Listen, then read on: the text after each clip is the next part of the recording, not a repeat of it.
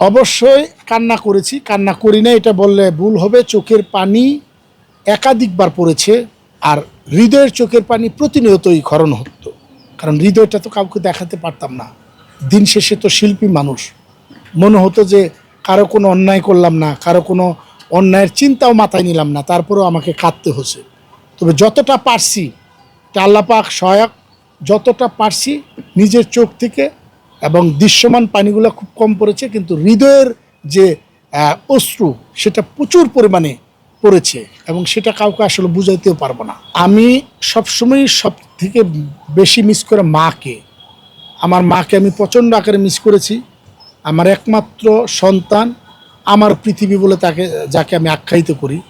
সিদ্দিকুর রহমানের পৃথিবী, আরও হুসাইনকে প্রচুর মিস করেছি। আমি জয়েন্ট ফ্যামিলির মেম্বার, প্রতিটা সদস্যকে আমি মিস করেছি একটা মাত্র কারণেই, কারণ আমার গ্রামের বাড়িতে সবাই জানে যে আমি খাবারটাও খাই 40 জন টেবিলে। আমার টেবিলটা, আমার যে গ্রামের বাড়ির টেবিল, সেটা 40 জনের টেবিল।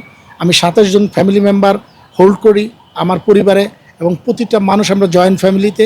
তারা যখন ওই আমাকে দেখতে যেত, আমি তাদের চোখের দিকে তাকাতে পারতাম না। ওই সাক্ষাৎকারটা মনে হতো যে প্রতিটা মানুষের অশ্রুর পানিতে একদম মানে দাগ লেগে থাকতো, এরকম ব্যাপার।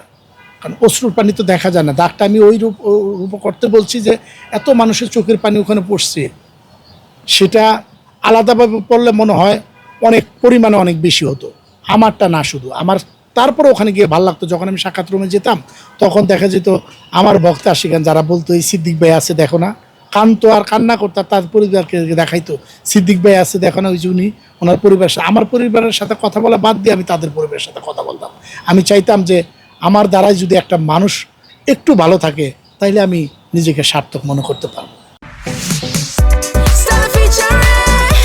Next level, well done, side by side, Fridge.